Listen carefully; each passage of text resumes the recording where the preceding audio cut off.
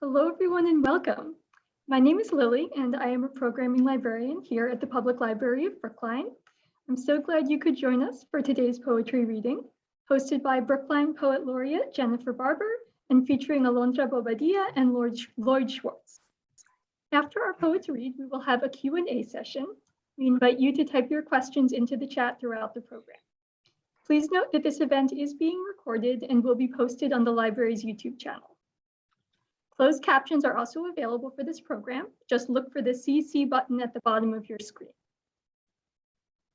This event is a collaboration between the Brookline Commission for the Arts and the Public Library of Brookline. I'll be putting links to both organizations in the chat, including a link to the library's newsletter, where you can hear about new library programs, services, and updates.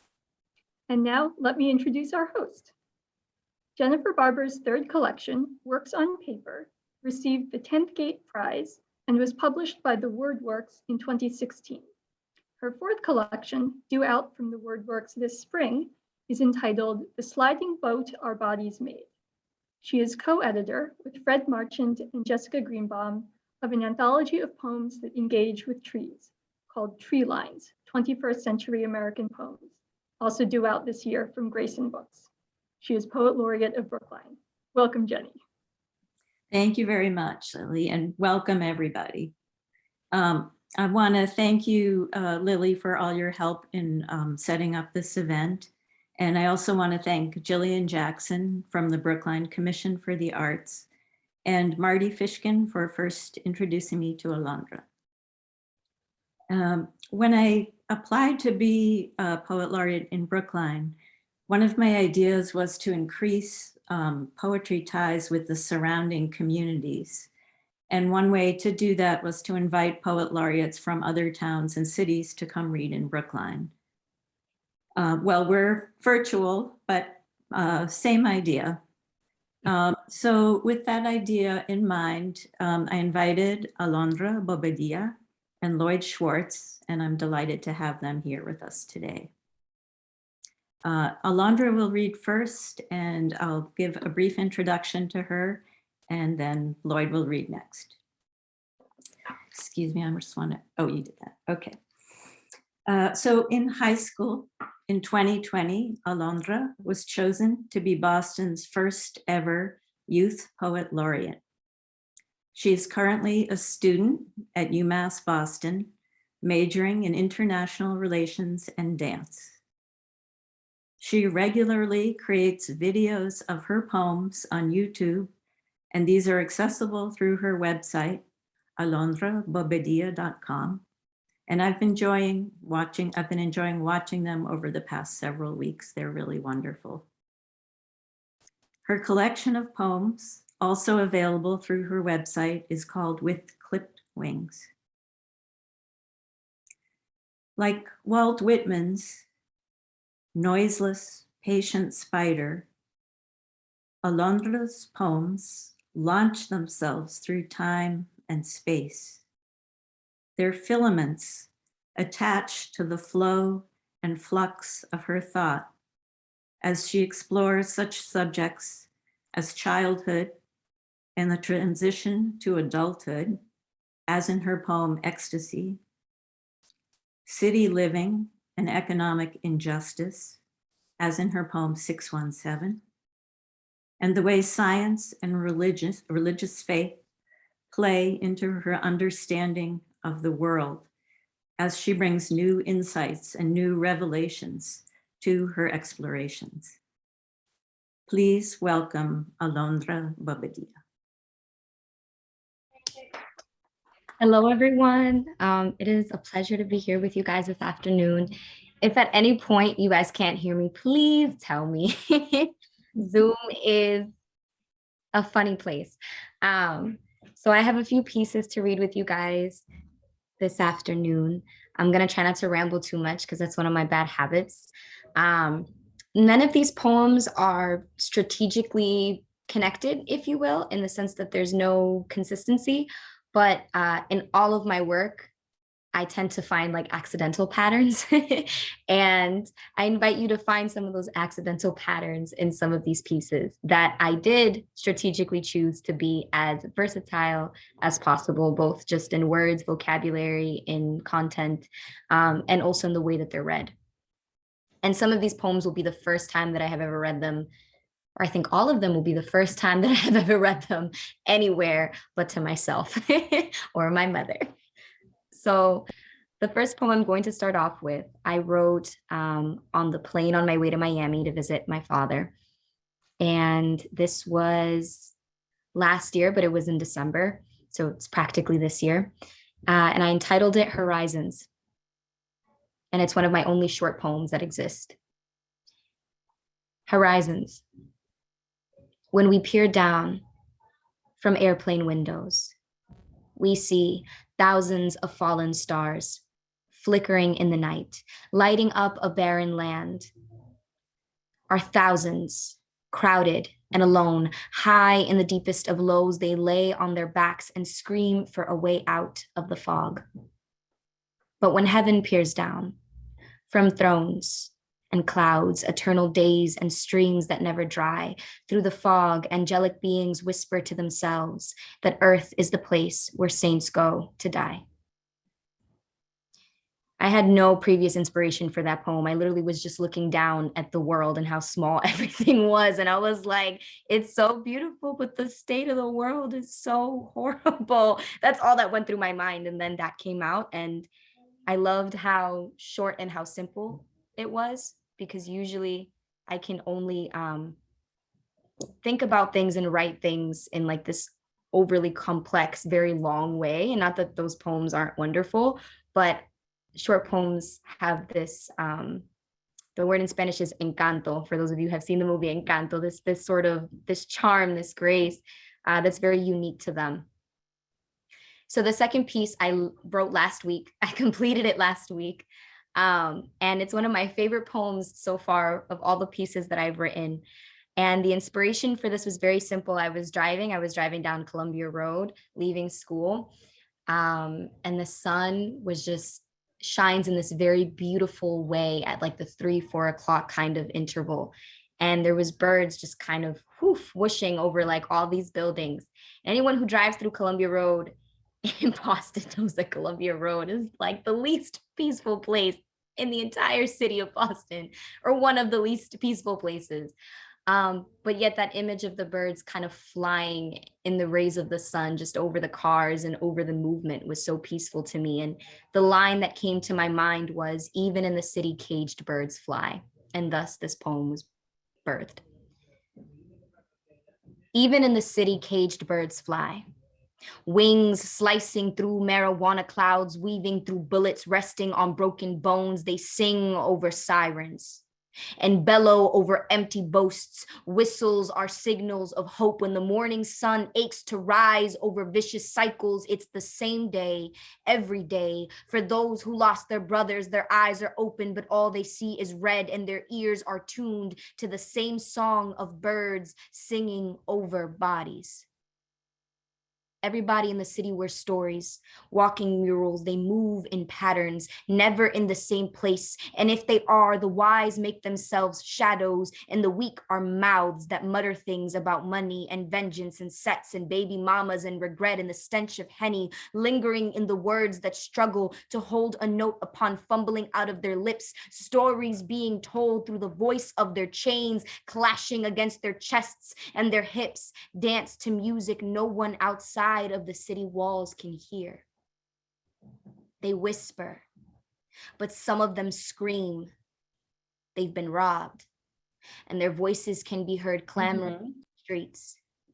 On the corner, the brave of them mumble something about restorative justice. Cycle breakers, they call them, the ones that get patted on the back for making it out, but they always funnel their way back. They throw out words that the generations have never heard before. They say, you got to take care of the health of the mind, as if you needed to go to the doctors for anything but the body. They say, you can't use violence to solve your problems, and grief is one of many diseases that prevails. They didn't know sadness could be sickness. They say, poverty is the root cause cause of all the other diseases, and the people get dizzy. They say mamas shouldn't choose their boyfriends over their sons. They say good fathers don't run and good people don't shoot down dreams. They say there's another way out of here. We just gotta pave it. And the crowds stop listening. But they stay preaching on the block, dusk till dawn, about heaven and a life that never ends, a life beyond the cycles. In the middle of hell, they preach Jesus. They call them crazy because they lead circles, protests, and movements. Waves of them are birthing up out of ashes, and their faith in a tomorrow are the centerpiece from which they are anchored. They find refuge in the lines carved out on brick complexes. Their existence is a complex, and the city is a bubble, buildings blocking vision beyond tragedy and submission to the vicious cycles that the sun aches to rise over. Every morning, the birds whistle, and the song has become one with the dissonance of bullets hitting bodies and ricocheting through the wind, echoing behind the melody of the caged birds, that even in the city, they fly. So that's that. There's still a working title. That's why I didn't introduce it with a title in just the first line. So the third piece that I'm going to be reading is about, it's about dance. It's about ballet specifically. It's about the world of ballet. I always wanted to write a poem about dance, specifically how it felt to dance, and that's never happened. Every time I try to write a poem about dance, I just ended up writing about all the things that I hated about the culture that ballet has kind of maintained and sustained and been built on for so many years. And this is an older poem. I wrote it in 2020, so it was 2 years ago at this point. But it still holds very true today. And as I am learning about dance and dancing in college versus when I left it in the 8th grade, I am kind of relearning and exploring what dance means to me, what dance means to other communities of people, and how I can kind of use my knowledge and my understanding and my love, my faith and my new knowledge, basically, from the different things that I'm learning and concepts about, also restorative justice and changing things and changing systems within this world that I love so much, even though sometimes it doesn't love me. So this poem is called, in that same spirit, How Ballet Loves You Back. Every little girl sits at the window and watches the primas be picked up and lifted, their swan legs swimming in midair. Arms wading in a water and smoke no one else can feel but her. Little girls try the moves with their friends, or that one boy in the entire class saying, glide me across the Marley and lift me close to heaven. These leaps and turns are the closest I can get to flying. Little girls waited for point shoes like children on Christmas. Only the tree and the children were party boy number 1 and party girl number 3. And the nutcracker was a misery of pins and hairspray. You breathed in the fumes with love for the art form. Fingers crossed you'd be the sugar plum fairy or Clara one day. Ballerinas can't be anything but dainty. Anger was for hip hop dancers, they'd say, and here we are cultured. Remember that this is not a family. Your dance buddies are coworkers. Your best friend will leave you for a role. There is no use in friendships here. So the girls took their frustrations out on the blocks and Russians, slamming them against the floor so the shoes would break into fits, smashing their childhood desires into smithereens, smashing their self-esteem even tinier. And if you got the wrong brand or style, you'd be sent back to pay $140 to an overpriced burb dance warehouse that only caters to a couple sizes. Ballet loves you enough to count the calories for you. Let me tell you your value by your pounds, stretching their thighs in the mirror, trying to make the expanse they fill up shrink, because Lord knows sticks and stones are the only thing worth seeing on stage. Prima ballerinas can't have double Ds, ballet masters whispering through their teeth, these little girls pressing down their chests with bandage wraps around and around till their frame is as small as their willpower. I remember that some girls would tally mark the rise and fall of their weight on their skin. Cat scratches, my friends once said. She laughed through her tears. I heard as each one dropped on the sink and I held her. Some girls here only ever held their friends when they had to hold their hairs back while they emptied themselves of 2 o'clock lunch for the culture. You love it enough to let it kill you. Ballet loves you enough to never lie to you. You will work till you lose the passion, a masochist. You say you hate it, but you keep coming back to it. From the moment 6-year-old little girls walk into studios, they are observing you. Eagle eyes overhead, the room closing in, only noise is piano keys sounding less like Beethoven and more like Banshee. You gave ballet your life, and all it gave you was broken dreams. We put our soul into these combos just to make one wrong move, crash and tumble to the Marley, break our feet, our childhoods, screaming inside of us, I told you getting hurt on the swings was worth more than this. The dancers crowd around in feigned worry. Some silently thanking the so-called dance gods they hail that it wasn't them about to lose the shot at a court, a ballet contract. And trust me when I say that they cheer when it's one of the favorites. The others take it as a sign and leave this world for good, and the rest, well, they return to the bar. Grip it tighter.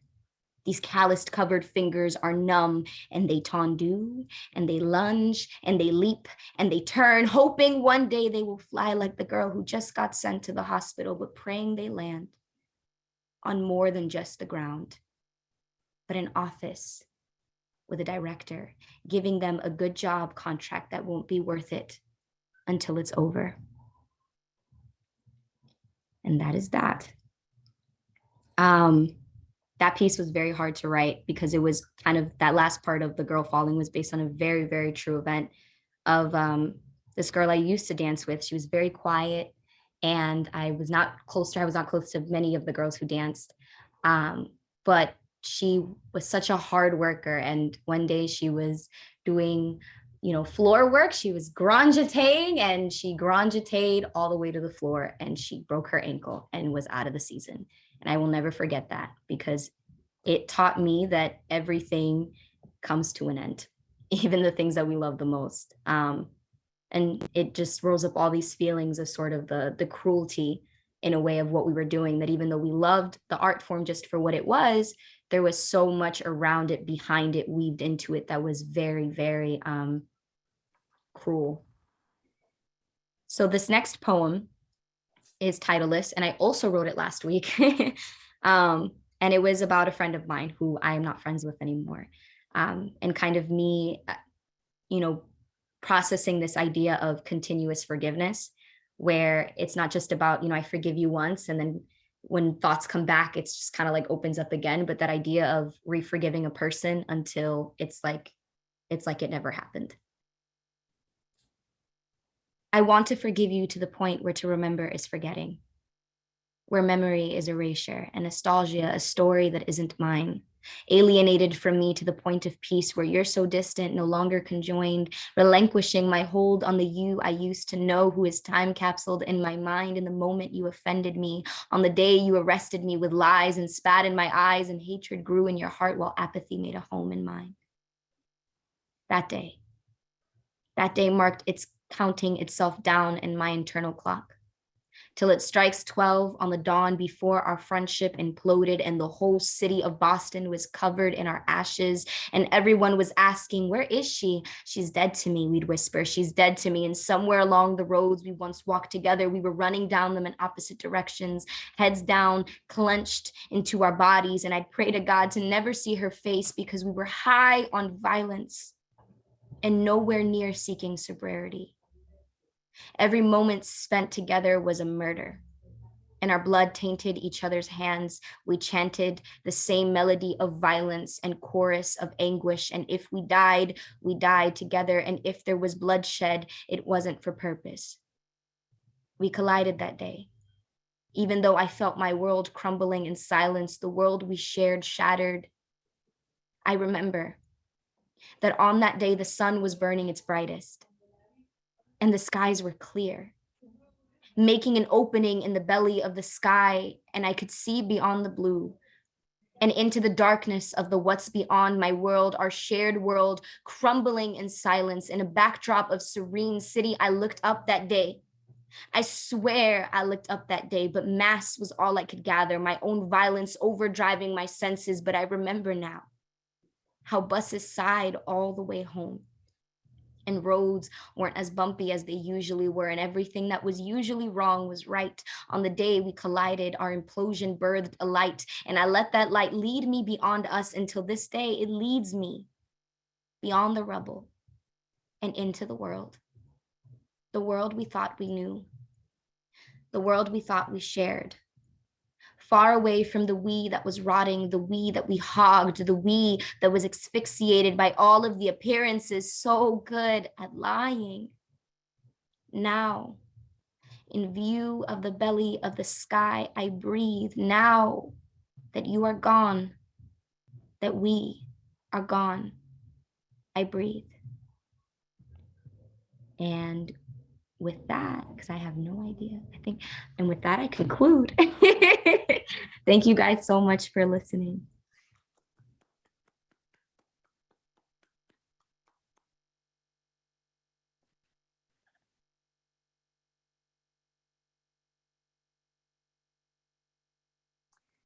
Thank you so much for that reading. And that was amazing to hear that take on ballet.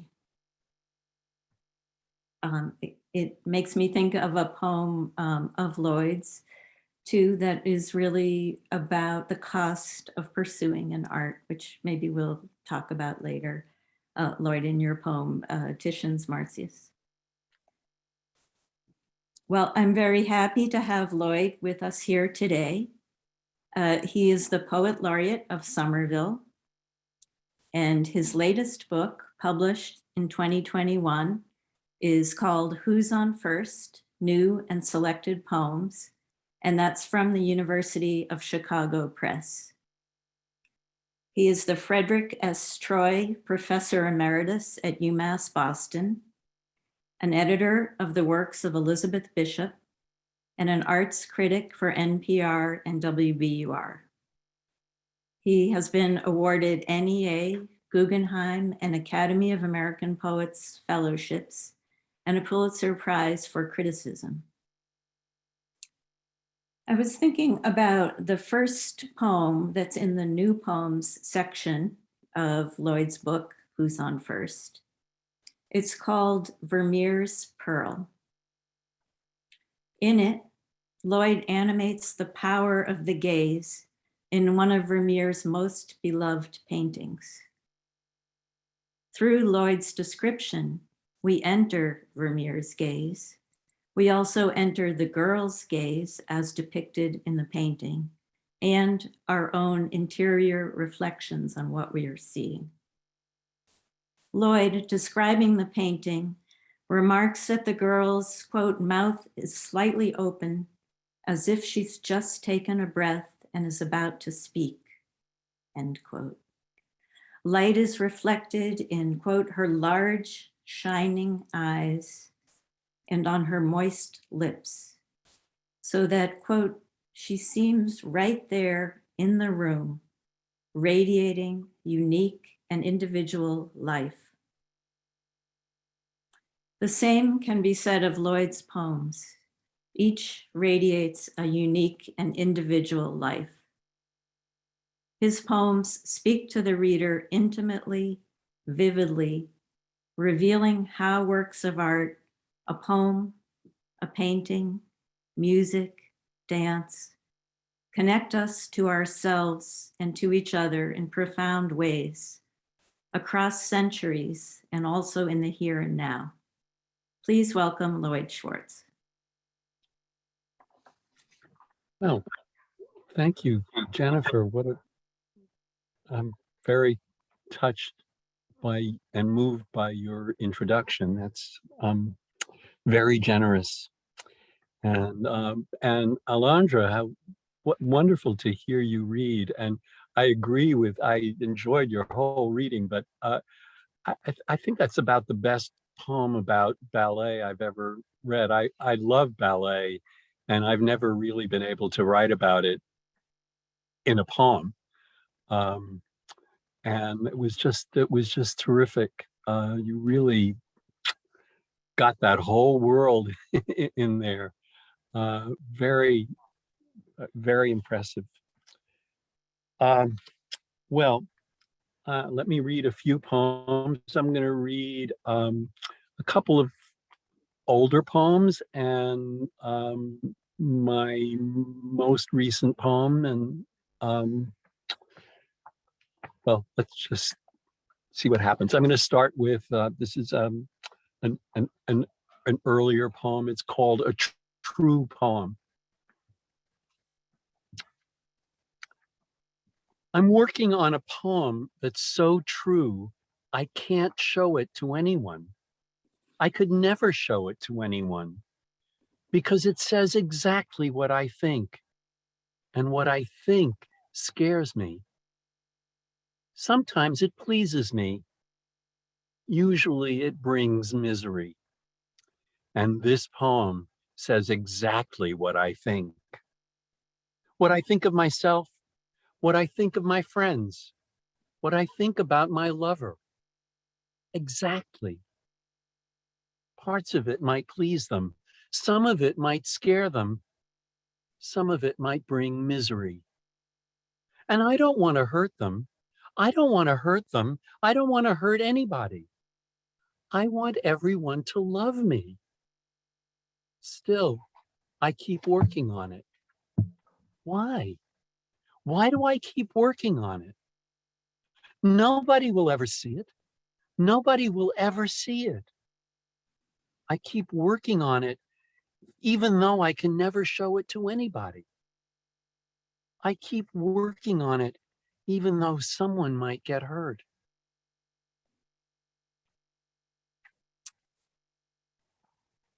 And the next poem is a translation. Part of my work on Elizabeth Bishop brought me to, thank you, brought me to Brazil. And I discovered that there was a poem by one of the really great Brazilian poets, Carlos Drummond de Andrade, which was actually printed on the equivalent of the Brazilian dollar bill, the most common piece of currency. And on one side of the bill was this poem, and on the other side of the bill was a drawing of Carlos Drummond de Andrade leaning over his desk writing the poem. And I didn't really know much Portuguese, but I wanted to translate this poem. It's called Friendly Song, Canção Amiga in Portuguese. I'm working on a song in which my own mother sees her image. Everyone's mother sees her image. And it speaks. It speaks just like two eyes. I'm traveling along a roadway that winds through many countries. My old friends, if they don't see me, I see them. I see and salute them. I am giving away a secret, like someone who loves or smiles. In the most natural way, two caresses reach each other. My whole life, all of our lives, make up a single diamond. I've learned a few new phrases and to make others better. I'm working on a song that wakes men up and lets children sleep.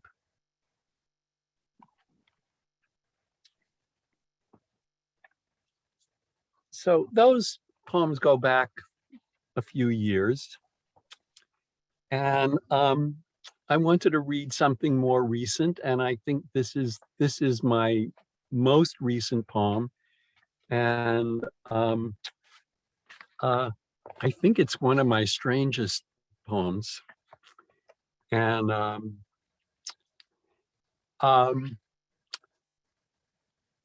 am sort of, a number of my poems are in the voices of other people, real or imaginary.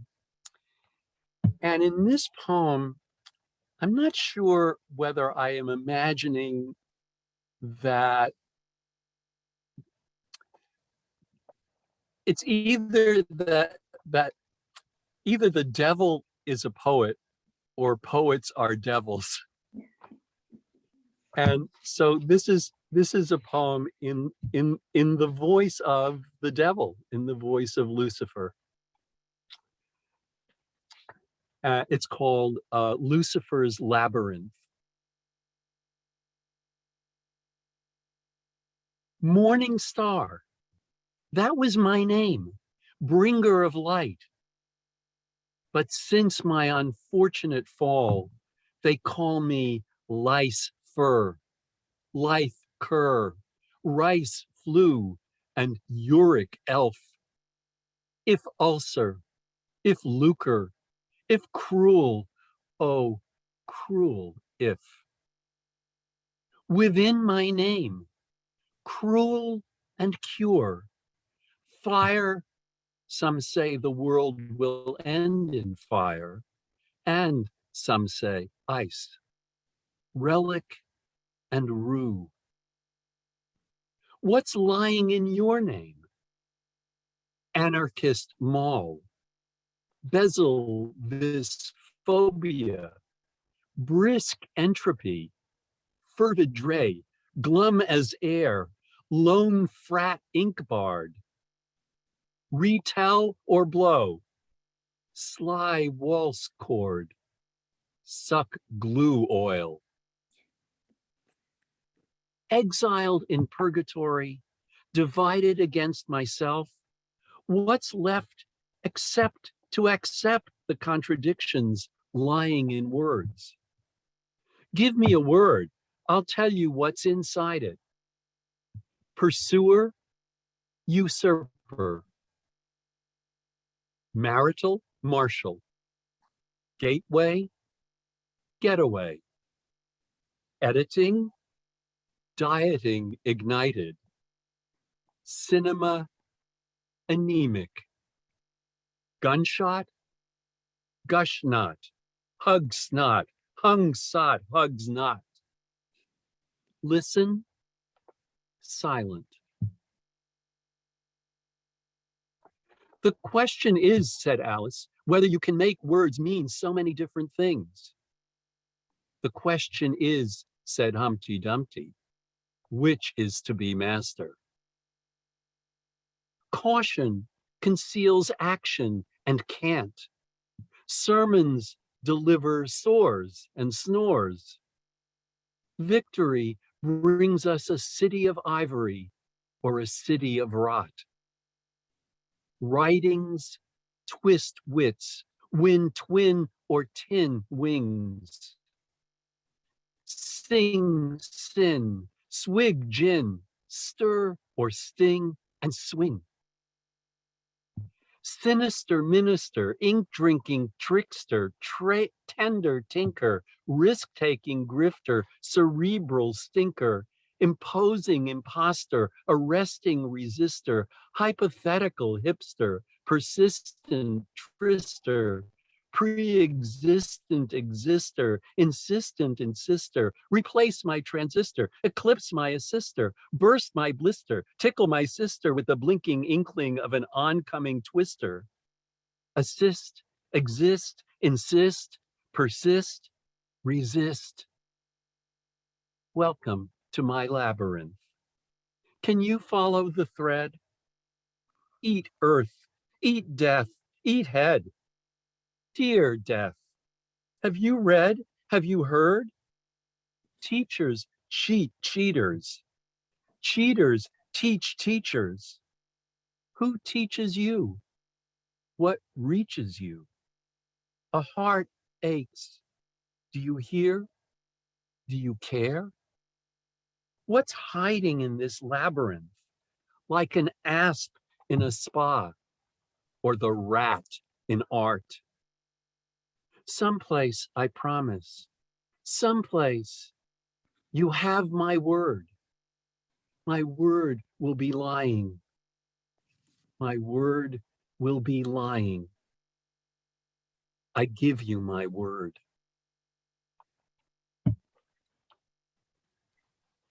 I didn't know that quote from Alice in Wonderland was actually going to be in the news this week. I'm going to read two more poems. And one of them is the one Jennifer mentioned, called Titian's Marcias. And oops, where is it?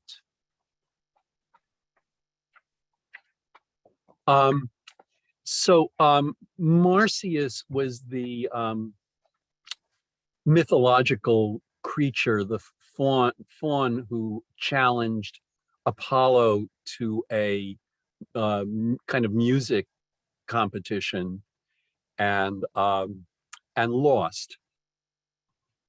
And as a result, he was skinned alive by Apollo.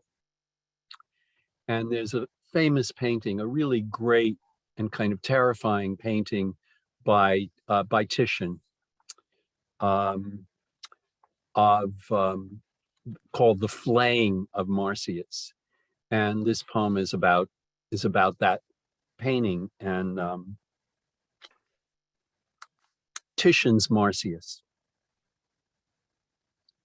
The 16th century Venetian master's very last painting, as big as life, is the story of the pan-piping satyr who dared to challenge a god.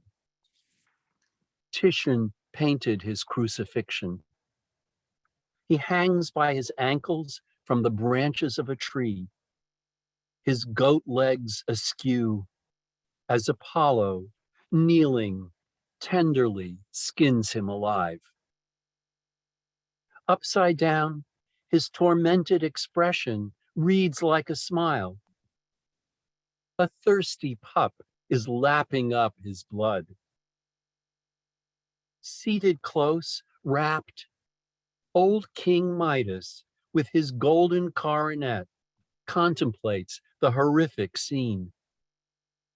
It's the 90-year-old artist's self-portrait. Someone who's learned the cost of making art, the cost of challenging the gods, and has accepted it. Except for the glittering crown, most of the surface is rougher, murkier than the master's earlier dazzle. Close inspection reveals paint smeared by his own fingers. He put his whole body into this painting. It was found in his studio after his death. After how many years could anything still have been left for him to do? A work is complete, Rembrandt said, if in it the master's intentions have been realized. And I will read one more poem. It's a poem about my mother called Little Kisses. Little Kisses. My mother is mad at the sun. She hates the daylight. One more new day. In a nursing home, stuck in a wheelchair, she thinks she's been abandoned. In the background, a woman's nonstop wail. My mother can barely hear me on the phone. She doesn't know she's speaking to her son. I have to tell her she's speaking to her son. Oh, then I'm not alone. I have a son. Please, don't forget that. How could I forget that? And you, who are you? Are we related? Of course. Are you my father? Don't you remember your father? Are you my brother? You're my mother. I'm your mother? Of course. Was I a good mother? You were, you are a wonderful mother. I'm glad you're my son. What's your name? You don't remember? I can't think of it. I'm all mixed up. Are we related? You're my mother. Did I ask you that before? Yes. Are you angry? Why should I be angry? Because I'm so stupid. What lovely flowers, the nurse says. Did your son bring them? Who? Your son. Isn't this your son? He's my friend. I can't stop myself. Where is your son? Where's my son? What do you mean? Where is your son now? He's dead. Mrs. Schwartz, your son is on the phone. My son? Yes. Say hello. Hello. Hello. How are you feeling?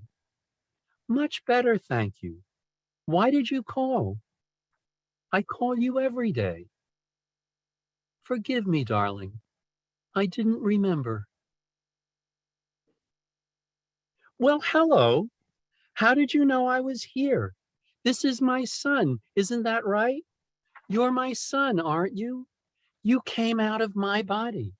I'm your mother. Isn't that right? Isn't he handsome, even if he has a beard? I'm your mother. I'd love you no matter what you look like. Wouldn't I? Give me a little kiss. Will ya, huh? What are you gonna miss? Will ya, huh?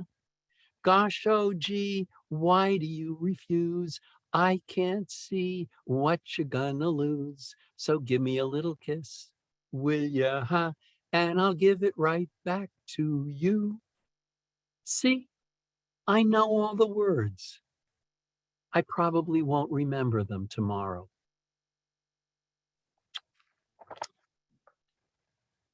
Thank you. Thank you.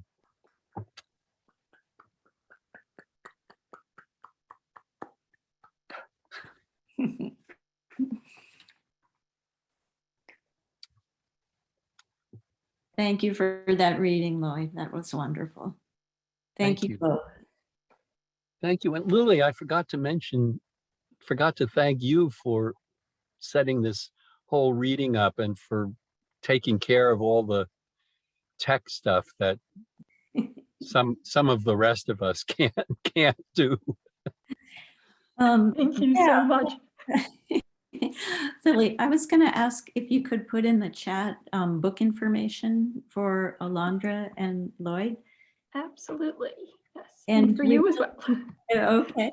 And we will have the chat if you'd like to type in questions for the two readers. And while you sort out your thoughts or type, I have an initial question for both of you. And it has to do with your laureate roles. Lloyd, I know we've talked about your discussion.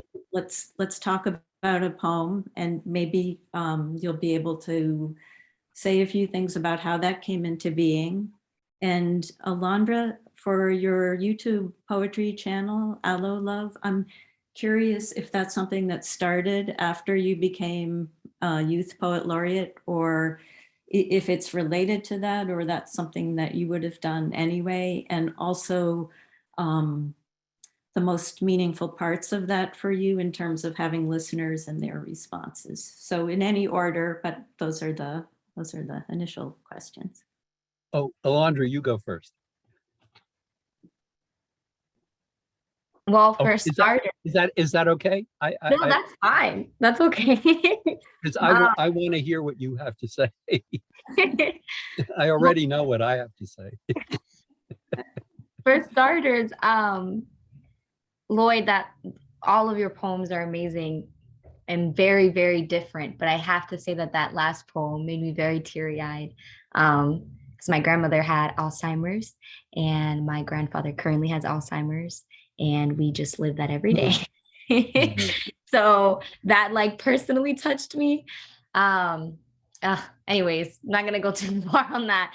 All right. So my YouTube channel, well, my YouTube channel started, it's actually quite old, that channel. And it's attached to a very, very old email that I'm not even going to say what it is, that was attached to a personality that I created for YouTube when I was very young, and that my dad helped me, kind of curate this. Why curated the character, but he kind of just helped me with the filming aspect and all that. And I was very interested in acting. And then I erased all the videos when I got into my middle school years, because that's when everyone feels like everything you do is horrible. And it's like the feeling never goes away.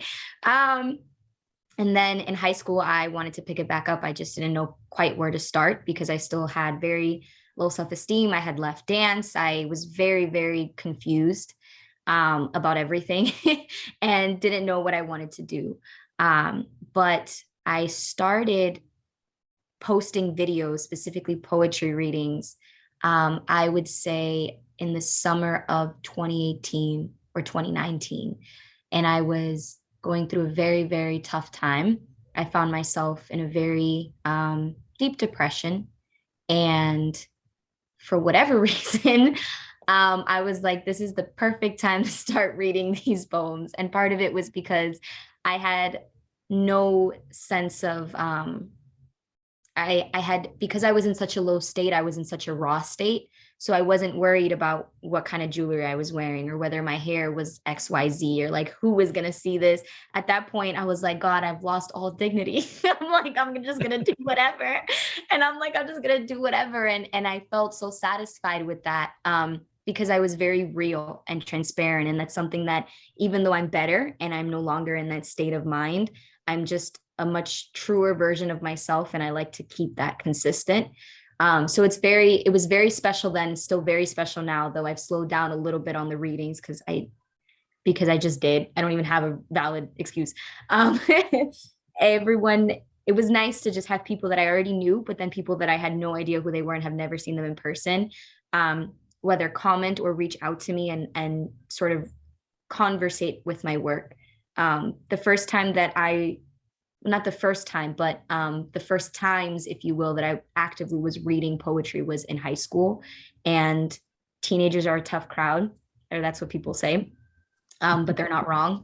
Because teenagers love to mock and jeer before you even start. And then once you like go in, then they're like, you know what, I respect you.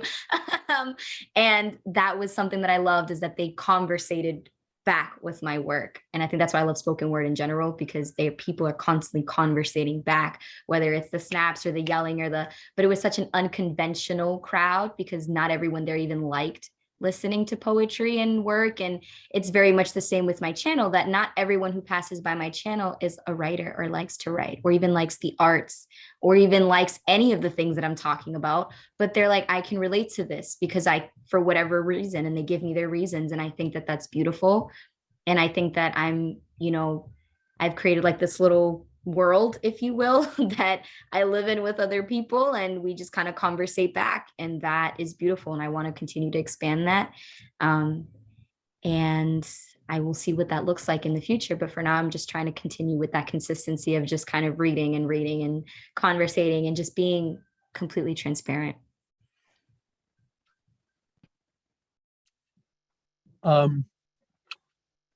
Well, Jenny asked about my my monthly poetry discussion project. In fact, there was one this morning. Um, and when I was appointed poet laureate, I thought, well, this is an opportunity to think about not so much new poetry, but really great poetry that, probably, a lot of people knew, but that, knew from high school or college, but hadn't really thought about in a while. And I talked to the librarian at the little Somerville library near my house, and she loved the idea of having people, and I was the Somerville Poet Laureate, so it was really kind of neighbors, people who lived nearby, coming to the library. Lily, you know what that's like. And that maybe once a month I would pick a poem of kind of just a favorite poem of mine, something that I really loved and thought would be interesting for people to talk about. And picked a poem, and I don't know, the 5 or 6 people maybe showed up to the library, and we had a really nice conversation. There were no poets. There was a psychiatrist, there was an artist, there was kind of older woman who hung out at the library. And I think it was a place to keep warm. She lived a few blocks away, but and we talked about those winter Sundays. That was the first poem. And it was a very nice conversation. And, as I said, there were a handful of people there. And I think the second month there were, it might have been snowing out and there were only 4 people. And we did this for a couple of months through well, up until the beginning of the pandemic. And then the library closed. And Marita Coombs, the librarian, said, well, what if we do this on Zoom? How would you feel about that? And I said, sure, great. And we started doing it on Zoom. And suddenly there were like 30 people showing up or 40 people showing up. And they weren't just people in Somerville. But I mean, today we had someone Zooming in from London and someone Zooming in from Bucharest. And, you didn't have to live nearby to be part of the conversation. And it's been great. People love being reminded of poems that they hadn't read in many years or thought about since they were in an English class. And sometimes, they're poems that people don't know at all. Because some of the poems I pick are a little more obscure or anyway, things that most people don't know who weren't English majors. And I usually pick something that I know really well. And every month I learn something new about these poems that I thought I knew inside out, because I'm getting a really interesting perspective from very smart people who haven't really thought about, most of them. I mean, there were some poets, but most of them haven't really thought about poetry in a long time, and who really love it. And so it's been very gratifying and fun. And I think so Well, I'm just going to keep doing it. I think so- my term as poet laureate will end in a few months, but I'm just going to keep doing it. that is wonderful.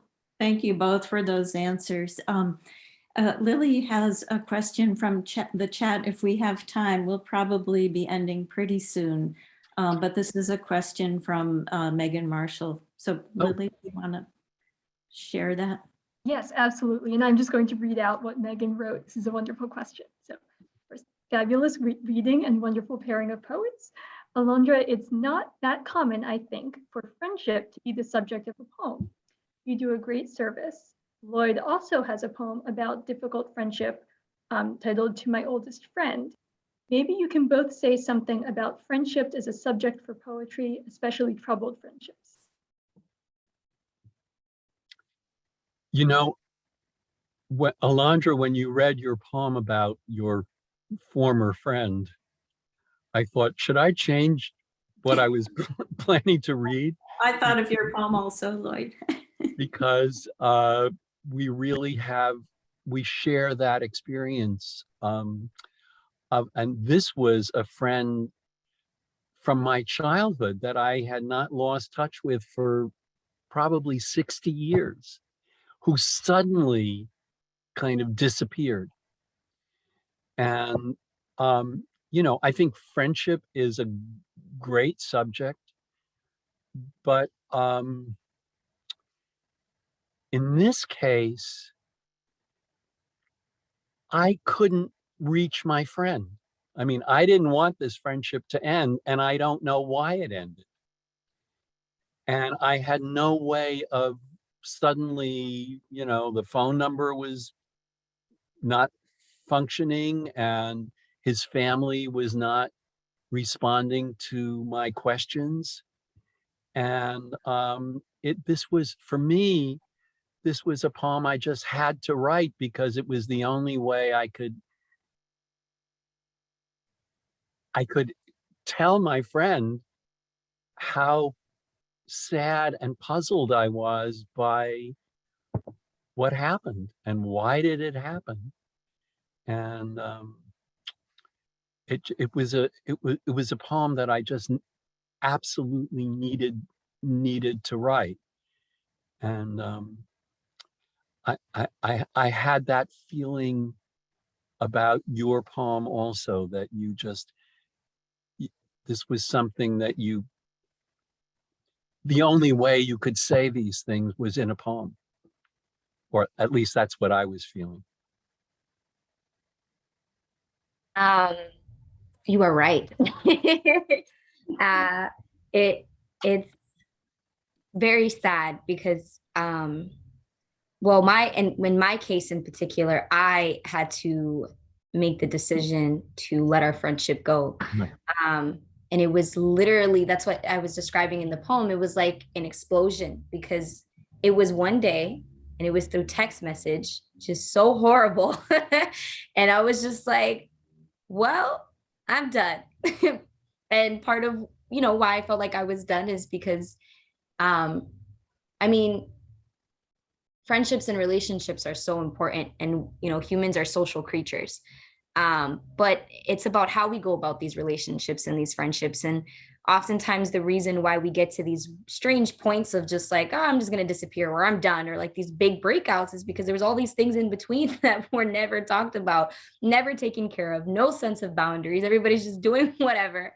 And that's why I've always made it such an important thing for me. And so many of my prayers, so many of my poems revolve around wanting to really make my relationships that are around me, even just like my classmates, really, really fruitful and, special and, with boundaries, to protect them and to protect myself and to get the best out of it. Or otherwise things like what happened with my friend happened, who we were so close, and, we would share artwork a lot. She'd share with me her drawings and I'd shared my poetry, and I'd write poetry based on her art. And it was like this amazing friendship, but we were friends at a very young age. And I think that we were growing in different directions. Mm-hmm. And I wanted to make decisions to, to do more and to be more than what I was settling for. And she wanted the same. And then one day was like, I want to be reckless. And I'm like, well, I don't think I can continue this intimate of a friendship with a person that is that reckless, because everything that you do is going to affect me, because we made this bond very, very intimate. And so now we're just going to pretend like nothing that we do affects each other. That's not how that works. And that's why it exploded, because it was just too much. And yes, that's exactly how I felt. And sometimes I don't like to write poetry about things that are so painful for me, because I feel like it's like, this is no, I'm like, I don't want to write about that. That's like angsty and annoying, and I don't want to write that. But sometimes it's necessary, because even though I reached out once a year later on to try to have that conversation, unfortunately something very horrible had happened, and she was not ready to have that conversation. And though I was patient for her to get to that point, she misinterpreted my new way of responding to her. And so in me choosing to protect her and protect myself by being careful with what we spoke about, and, not trying to talk every day, and she interpreted that as anger, and then went off again in a very reckless way and was like, she's horrible, and I was like, okay, I guess I'm horrible. I didn't take it that way. I was very mad. I was very, very angry. But then, after a lot of conversations with people that I love who are around me now, who, inspired me to have empathy again. And I saw her in person again, and she felt so distant from me. I'm like, I might not ever get an opportunity to say all that I need to say, or to even hear you say all that you need to say. And that's sad. So we're going to write a poem about it whenever the time comes. And this was the time. And that gave me my sense of closure. That was like, okay, whether it happens or it doesn't, I'm satisfied with this much. I'm just thinking, partly to answer Megan's question, that I mean, our friends are so crucial to us. I maybe now more than ever, and yet good friendships are really, I mean, I don't think they've been a major subject of poetry since I'm thinking about Horace, and especially David Ferry's wonderful translations of Horace. And Horace writes so many poems about gratitude to his friends and affection for his friends and teasing them. And but I think we don't do that anymore. We don't do it. I can't think of other poems that are, we write love poems and we love our friends, but maybe it's really harder in a way to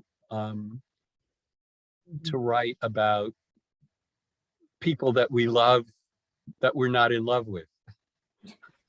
Yeah, I agree with that.